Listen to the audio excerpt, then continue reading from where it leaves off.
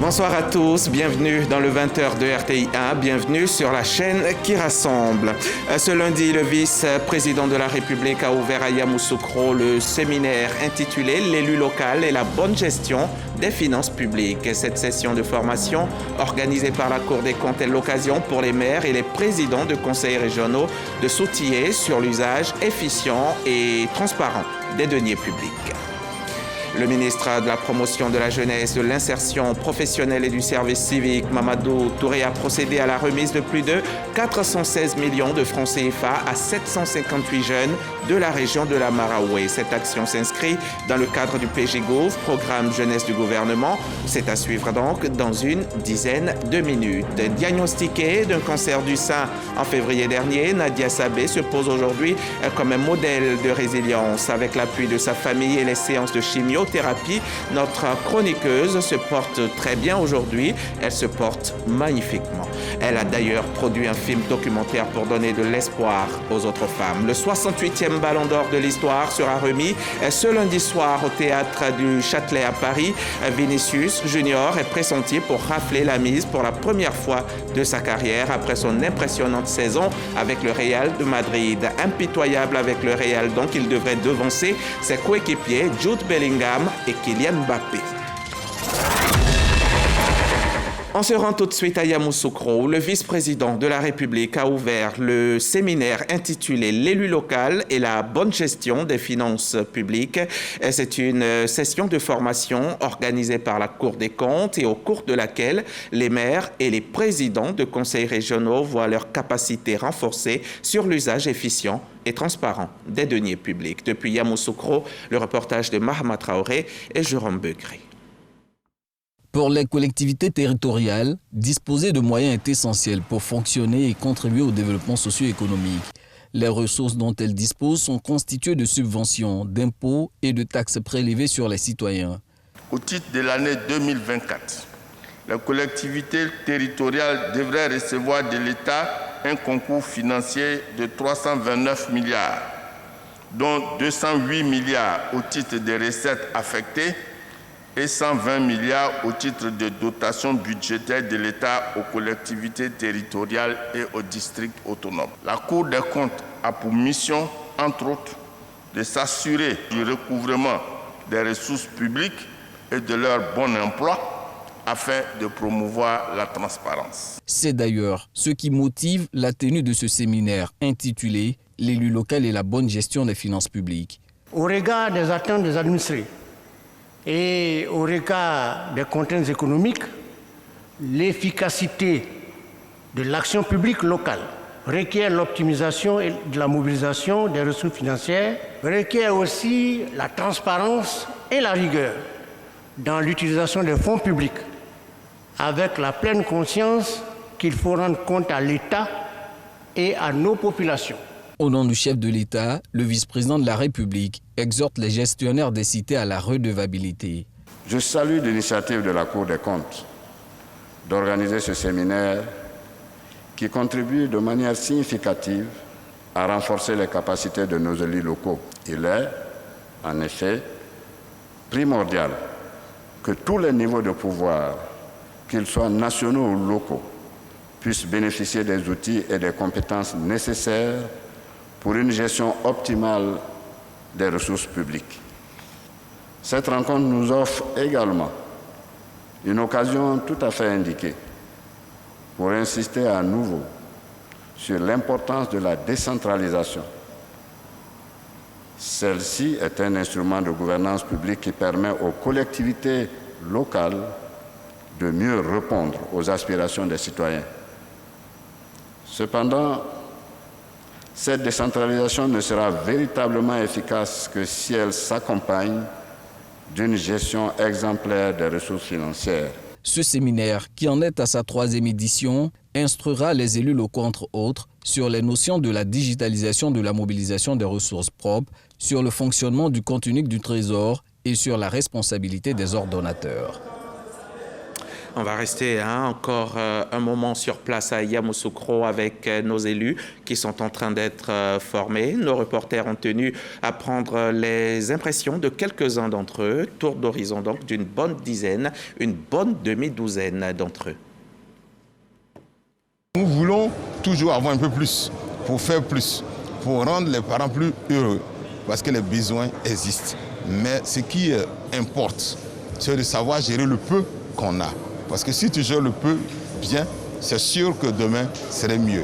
C'est vrai que la demande ou l'exigence croissante des populations en termes de besoins de base est une réalité, mais il est indéniable aussi pour les gestionnaires que nous sommes de rationaliser ce que l'État met à notre disposition. Il n'y a pas de raison que nous ne fassions pas tous les efforts, n'est-ce pas, et que nous ne nous approprions pas les outils nécessaires aujourd'hui pour une meilleure gestion, n'est-ce pas, des ressources que l'État nous alloue. Nous sommes un conseil municipal donc, à l'écoute donc, des autorités donc, de tutelle et nous espérons aller très loin pour le bonheur des populations. Il est très, on va dire, crucial pour nous de recevoir les enseignements pour qu'on puisse savoir ce qu'on fait, c'est-à-dire mettre donc, les ressources là où il faut. C'est mon premier mandat, mais par le biais de ce séminaire-là, vraiment, je pense que nous sommes en train d'apprendre beaucoup de choses et ça va nous permettre d'encore très bien orienter. On rentre maintenant à Abidjan et on se rend directement dans le plateau où le ministère d'État, le ministère de la fonction publique. Cet après-midi, Anne-Désirée Oloto a reçu une délégation de l'agence COICA, l'agence coréenne de coopération internationale. Au cœur des échanges, l'amélioration de la gouvernance et de la performance de l'administration publique en Côte d'Ivoire. Grace Kando nous en dit plus. Ce projet d'appui à la modernisation et à la transformation de l'administration publique s'étend sur la période 2025-2028. D'un coût de plus de 6 milliards de francs CFA, il porte sur la digitalisation de l'École nationale d'administration, le renforcement des compétences des fonctionnaires et agents de l'État et l'amélioration de la qualité du service public. Notre délégation qui est arrivée de la Corée du Sud va donc conduire une série d'études portées à la connaissance des experts. Pour ce projet, nous aurons à former des Ivoiriens en Corée du Sud. L'étude de faisabilité connaîtra une étape déterminante. Nous irons donc de façon approfondie dans les différentes composantes et c'est la raison pour laquelle je me félicite de l'arrivée d'experts pour échanger, écouter, discuter avec tous nos collaborateurs afin de permettre à ces experts de nous accompagner dans la finalisation de l'élaboration de ce projet. 4 ans pour booster la transformation de notre administration publique. Et nous nous en réjouissons. C'est un projet excellent qui dénote de la qualité des relations entre la Corée du Sud et la Côte d'Ivoire. La mission COICA va effectuer dans les prochains jours des tournées dans les différents services du ministère d'État, ministère de la fonction publique et de la modernisation de l'administration. Il s'agit de l'École nationale d'administration, de l'Observatoire du service public, et de la direction régionale de la fonction publique d'Aboville. On part à présent à Grand-Bassam, dans le sud de Como. Et sur place, Mariatou Kone, la ministre de l'Éducation nationale, dans le cadre du dialogue avec les fêtières syndicales de son département, a ouvert un atelier, une séance de travail portant sur la mise en œuvre des recommandations des discussions sectorielles. C'était sur 3 jours et nos reporters, Diarasouba Ami et Osman Cherif, étaient présents à l'ouverture. Face à la grogne des organisations syndicales sur la non-satisfaction de certaines recommandations jugées prioritaires, ces acteurs du système éducatif sont en réflexion à Grand-Bassam. Ces assises sont axées sur l'opérationnalisation et les réformes à caractère pédagogique, financier et administratif sur l'écosystème éducatif. Elle vient de nous affirmer qu'elle est à nos côtés. Nous saluons cela. Et comme nous l'a encore souligné, que le gouvernement attend les résolutions qui vont sortir de cet atelier, je pense que toute l'équipe de l'intersyndicale et moi, je crois que nous sommes prêts à jouer notre rôle. Nous allons toujours continuer de discuter parce que c'est seulement après la discussion que nous allons trouver la formule pour attribuer une prime citative à tous les enseignants. Sur 82 revendications, un consensus est dégagé autour de 73 d'entre elles. Pour Mariatou Kone, ministre de l'Éducation nationale et de l'alphabétisation, il s'agit d'une marche commune où chaque avancée résulte de l'affaire de tous. Cet atelier permet de continuer le dialogue avec nos syndicats, continuer dans la dynamique des discussions pour l'atteinte des résultats escomptés. L'attitude citoyenne est celle qui cadre avec l'un des axes stratégiques de transformation de notre système éducatif, à savoir une école apaisée, apolitique et incarnant les ambitions en matière de développement de la nation. Cette rencontre se tient sur 3 jours et fait suite au dialogue social qui a permis au gouvernement de dérouler son programme dans un environnement apaisé et aux syndicats de glaner des victoires sociales. Le chiffre du jour, c'est 416 millions. 416 millions de francs CFA qui sont répartis entre quelques 750 jeunes de la région de la Maraoué. C'est une action menée ce week-end par le ministère de la Promotion de la Jeunesse, de l'Insertion professionnelle et du Service civique. Action qui s'inscrit donc dans le cadre du programme jeunesse du gouvernement. À terme, ce sont plus d'1 500 000 jeunes qui bénéficieront d'appui pour la réalisation d'activités génératrices de revenus. Préfecture de Boisflé, 758 jeunes de la région de la Maraoué bénéficient de la solidarité agissante de la République. Ils reçoivent au total 416 355 000 francs CFA dans le cadre du programme jeunesse du gouvernement PJGouv. 3 dispositifs mis en place par le ministère de la Promotion de la Jeunesse, de l'Insertion professionnelle et du Service civique. Les travaux à haute intensité de main-d'œuvre, TIMO, les activités génératrices de revenus, AGR, et les micro et petites entreprises, MPE. Le chèque va me permettre de renforcer mon commerce, de renforcer mon salon de coiffure. Je remercie le président de la République. Un soulagement pour les élus locaux. Le ministre Touré Mamadou, on a la chance de l'avoir. Il innove pour permettre à la jeunesse d'aller de l'avant. Pour le ministre Mamadou Touré, cette cérémonie est le symbole des retombées positives de la gestion du pouvoir d'État par le président de la République, Alassane Ouattara. Les activités d'insertion des jeunes touchent toutes les localités du pays. Nous avons remis des chèques à des jeunes entrepreneurs qui vont de 100 000 jusqu'à 2 millions de francs CFA pour leur permettre donc de mener des activités génératrices de revenus. Sur la période 2023-2025, c'est une enveloppe globale de 1118 milliards de francs CFA qui est à répartir entre 1 500 000 jeunes. On s'en souvient, le départ a été donné en 2023. Cette année avait été dédiée à la jeunesse. C'était un reportage de Kader Sogodogo de la station régionale RTI Bouaké. La 13e édition du FIED se tient en Guinée, à Conakry. Le FIED, c'est le Forum international des femmes entreprenantes et dynamiques. La ministre ivoirienne de la femme, de la famille et de l'enfant est sur place et dans sa prise de parole, Nassaneba Touré a évoqué la marche inéluctable de la Côte d'Ivoire vers l'autonomisation de la femme. On rejoint à Conakry nos envoyés spéciaux Dangui Dangui et Fernand Conan. Conakry, capitale de la Guinée, palais du peuple. La question de l'autonomisation de la femme au cœur de la 13e édition du Forum international des femmes entreprenantes et dynamiques FIED. Quand une femme se bat, il faut du renfort de ses sœurs. Il faut toujours avoir le renfort, le confort de ses sœurs. L'amour est la chose la plus grandiose dans le monde que nous devons avoir en nous. Les femmes, oublions la jalousie, oublions la haine.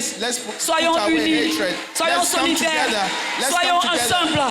Juste avant elle, la gouverneure de Conakry invitait la femme africaine à passer de la revendication légitime à l'affirmation de soi, les recettes de l'ancienne présidente de la Centrafrique.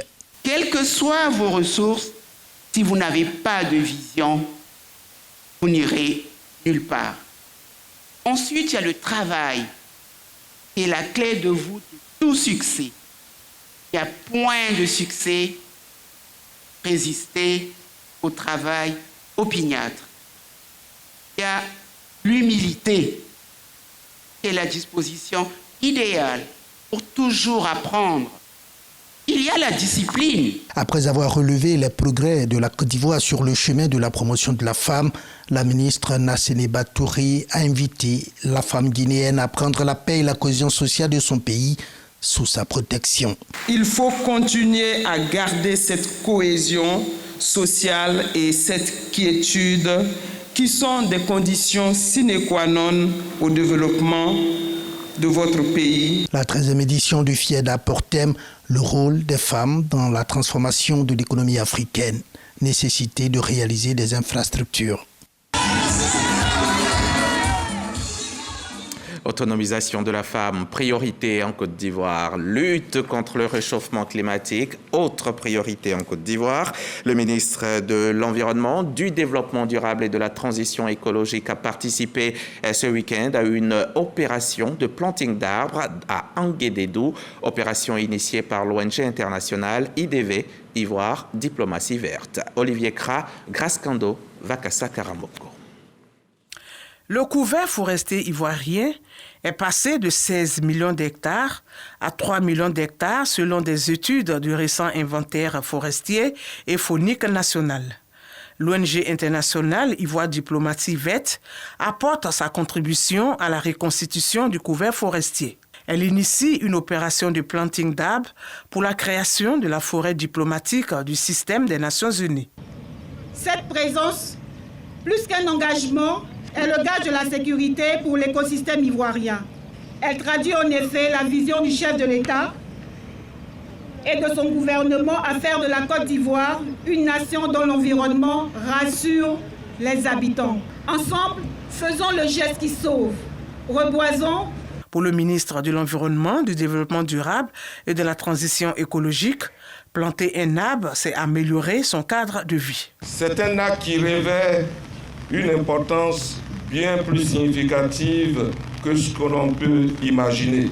En plantant un arbre aujourd'hui, nous accomplissons bien plus que l'ajout d'une végétation à une autre. Changeons de comportement. Au lieu de couper, maintenant, il faut planter. Un diplomate, un arbre, une ambassade, une forêt. Voilà le slogan de l'ONG Ivoire Diplomatie Verte qui envisage de mettre en avant le rôle de la forêt dans la préservation de l'environnement à travers des plantings d'arbres. C'était un reportage d'Olivier Kra dans un commentaire de Grace Kando. La Côte d'Ivoire, premier pays producteur de cacao dans le monde. C'est de notoriété publique, mais cette saison, la production risque d'être un petit peu affectée. On s'inquiète même du côté du Conseil Café Cacao. Et pour cause, ces inondations survenues récemment dans la région de la Nawa, cette grande zone cacaoyère. Les paysans sur place ont presque tout perdu, leurs maisons, leurs plantations, leurs sourire, ils ont perdu le goût de la vie. L'une de nos équipes de reportage accompagne auprès de ces sinistrés la mission de la délégation régionale du Conseil du Café Cacao et tous ont pu mesurer l'impact réel de cette situation. De l'eau à perte de vue, un homme désemparé, Mahamadi Savadogo, scrute impuissant la lisière. De l'autre côté se trouvent toutes ces plantations. Nous sommes venus au champ, on a trouvé que l'eau a débordé, l'eau a pris toutes nos plantations. On a perdu tout, même le campement, tout est tombé. Le cacao fait 9 hectares, le palmier fait 12 hectares, le verre fait 9,94. J'ai perdu tout. Aujourd'hui encore, c'est à la pirogue que Mahamadi va essayer de regagner ses plantations et ce qui reste de son campement. Chaque jour, c'est comme ça nous faisons. Le fleuve se trouve à 1 kilomètre d'ici. Il y a de cela un mois, cette étendue d'eau n'était pas là. C'est le résultat de l'inondation qui a eu lieu ici en début du mois d'octobre. Après les fortes pluies et l'ouverture des vannes des barrages de Soubré et Gribopopoli, situés à quelques kilomètres d'ici. Donc voilà les maisons qui sont tombées, c'est le campement qui est là. Donc l'eau avait pris tout ça là. Plantation dévastée, désormais sans abri. C'est également le cas de ce septuagénaire. Depuis l'inondation, c'est la première fois qu'il revient dans son campement, Broukro, à une trentaine de kilomètres de Soubré et de son barrage. Quand on est ici là, ça fait, je suis venu en 75. L'eau n'est pas arrivée ici. Bon, tout le temps, quand il vient, il reste là-bas. Sous ces gravats, une vingtaine de maisons où vivaient près de 200 personnes avec tous leurs biens. Dans les plantations de cacaoyers, On peut voir encore les effets de l'inondation sur ces plants qui ont passé plusieurs jours sous l'eau. Cette année, peut-être s'il y a eu une tonne, on a gagné aussi. Je ne crois pas qu'on va gagner une tonne à cause de l'eau. C'est ici, à Konédougou, que tous ces impactés ont trouvé refuge. Après la phase critique des inondations, c'est l'heure de faire le bilan des impacts sur l'activité économique des populations de la zone, notamment la production de cacao. C'est ce qui justifie la visite de cette délégation du Conseil Café Cacao à Konédougou. Ce village de la sous-préfecture de Soubré est l'un des plus impactés par les inondations dans la région. 157 familles sinistrées qu'on a recensées. Au niveau des planteurs également, il y a eu 283 planteurs qui ont perdu les champs. Soubré, mais également Bio, Grands Atri, Meyagui et Dapewa. Toutes ces localités ont subi de plein fouet les inondations. Pas de perte en vies humaines, mais cette région, qui a longtemps été la première zone cacaoyère, devrait connaître une chute drastique de sa production. Nous faisons partie du top 5 en matière de production et de livraison de cacao de bonne qualité au port. Et avec ces inondations, forcément, il y aura un impact sur la production parce que le nombre de plantations identifiées et puis aussi touchées par rapport au nombre de producteurs, nous allons prendre le temps d'affiner les résultats de nos enquêtes pour apprécier l'impact que ça aura sur la production. Une mission d'évaluation des dégâts afin d'apporter la réponse adéquate à ces producteurs, surtout en cette période de campagne cacaoyère. Pour l'heure, ces sinistrés peuvent compter sur la solidarité de leurs concitoyens qui, avec l'aide du gouvernement, ont reçu gîtes et couverts en attendant de meilleurs lendemains. Inondation dans la région de la Nawa, le désarroi des producteurs de cacao. Un reportage de Jean-Louis Bangbo et Ngata Kwame. Le combat d'une vie, le combat pour sa survie, c'est l'histoire d'une belle jeune fille, humoriste, chroniqueuse, pleine de vie, pleine de rêves, jusqu'à ce maudit jour du mois de février dernier où il lui a été diagnostiqué un cancer du sein. Nadia Sabé, vous connaissez peut-être. Elle a brillé la saison dernière sur les antennes de la RTI, ici donc à Sémidi précisément. Affligée certes, déçue par la nouvelle, notre animatrice ne s'est pas laissée abattre pour autant. Avec la foi, la résilience et les séances de chimio qui se sont enchaînées, notre Nadia nationale a retrouvé son sourire éternel. Aujourd'hui, notre star se porte très bien. Je vous suggère même d'aller voir le plus tôt possible le film documentaire qu'elle vient de sortir. Serge Pacom Didi et Khalil Diomondé nous en parlent. C'est aucune faute. Bonjour monsieur. Bonjour chef. Mais c'est quoi le deux ça?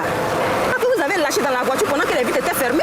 Oh chef. Réputée pour son énergie débordante et sa joie de vivre, Nadia Sabé ou encore Larissa Congo a failli passer de vie à trépas. Au lendemain de la Saint-Valentin en février 2024, la jeune humoriste est diagnostiquée d'un cancer de sein. Je pensais que j'allais mourir. Je me suis dit c'est fini, peut-être je ne vais pas voir la fin de l'année. Et la première nuit, je l'ai mal vécu. Je l'ai très mal vécu, c'était très difficile. Durant les premières semaines de la maladie, Nadia enchaîne les nuits blanches, le moral brisé et submergée par la douleur. En témoigne cet enregistrement transmis à sa mère un soir. Tout le monde est tellement dans mon dos, ma colonne vertébrale.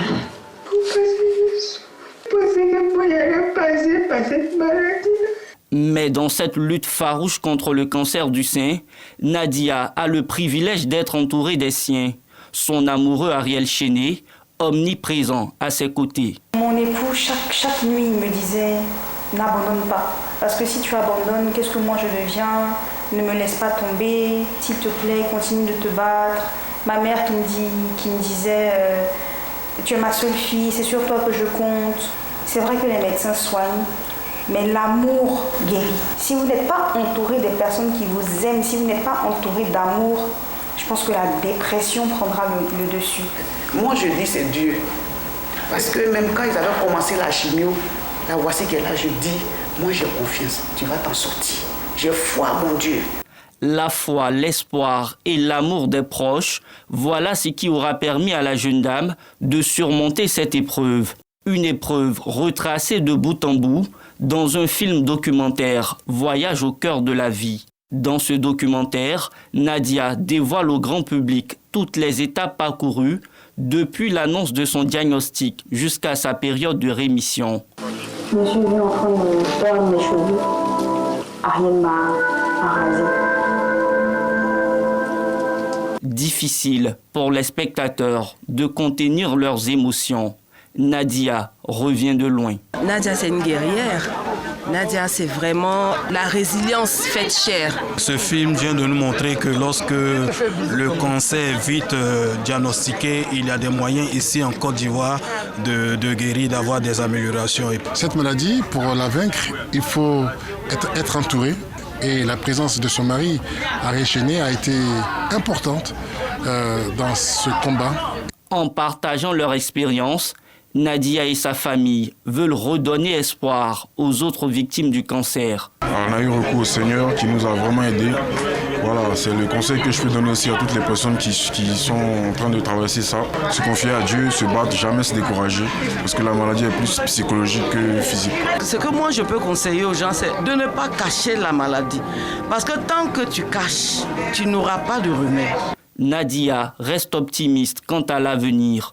Elle donne rendez-vous aux téléspectateurs très bientôt sur le petit écran. Continuez à sourire car la vie est belle et il y a tellement de choses à quoi sourire. Maintenant, allons prier. Prier pour la paix et la cohésion avec les pasteurs du Conseil supérieur des évangélistes et protestants de Côte d'Ivoire. Ils sont au nombre de 200 et ils viennent d'avoir une séance de formation avec le médiateur de la République, une rencontre de travail pour ainsi prévenir les conflits en période électorale, et les guides religieux ont promis de jouer pleinement leur rôle. Et avant l'élection, il y a l'étape de la révision de la liste électorale qui a débuté il y a une dizaine de jours. Dans le Morono, le coordonnateur principal RHDP et la présidente de l'Union des femmes du parti ont organisé une rencontre pour inviter l'ensemble des nouveaux majeurs de la région à se faire enrôler. Reportage, Éric Goré. Les militants du RHDP du département de Hara mobilisés. Un moment de sensibilisation qui passe forcément par le recensement pour le e-militant et la distribution des cartes à ceux qui se sont déjà fait enrôler. L'occasion est propice pour évoquer le motif de l'inscription sur la liste électorale. Un moment crucial du processus électoral, selon les initiateurs, dont Arlette Badou, président de l'Union des femmes du RHDP et secrétaire départemental du RHDP de Hara. Beaucoup a été fait, mais beaucoup reste à faire. Et pour que, au soir d'octobre 2025, notre candidat, son Excellence M. Alassane Ouattara, président de la République et président de notre grand parti, soit vainqueur de l'élection présidentielle au premier tour, nous devons nous renforcer, nous devons nous unir, nous devons encore fournir des efforts. Awandoli Théophile, coordonnateur principal du RHDP de Moronou, donne le sens de cette rencontre. J'ai félicité Hara. Ils ont même dépassé l'objectif qui a été fixé par la haute direction du parti. Bien sûr, ça veut dire qu'il y a des militants ici qu'on ne connaît pas, donc on leur demande de continuer. Et le même message est adressé à tout le Moronou, donc à tous les autres secrétaires départementaux, pour que l'objectif qui a été fixé pour l'ensemble du Moronou, cet objectif soit atteint, sinon dépassé. Cette rentrée politique des militants du RHDP du département de Hara touche tous les militants du RHDP des communes et sous-préfectures. Et cette question à présent, qui sera sacré Ballon d'Or 2024 ? On le saura ce soir lors de la 68e cérémonie annuelle du Ballon d'Or présentée par France Football, récompensant les meilleurs footballeurs du monde lors de la saison 2023-2024. Pour la troisième fois dans l'histoire du prix, il est décerné sur la base des résultats de la saison plutôt que de l'année civile. Ce soir donc, un Brésilien est attendu sur scène pour brandir le premier Ballon d'Or de sa carrière, 17 ans après Kaka, son dernier compatriote lauréat, Vinicius Junior, est annoncé comme le grandissime favori à la succession de Lionel Messi. Le Premier ministre japonais Shigeru Ishiba a reconnu ce lundi 28 octobre la défiance et la colère des électeurs au lendemain de sa lourde défaite électorale, mais il a exclu de démissionner. Arrivé au pouvoir le 1er octobre, il a opté pour promettre des réformes fondamentales au sein de son parti, le PLD, Parti libéral-démocrate, entaché par un vaste scandale financier. Ce journal est à revoir sur les www.rti.ci. Merci de l'avoir suivi, merci de votre confiance et à la semaine prochaine.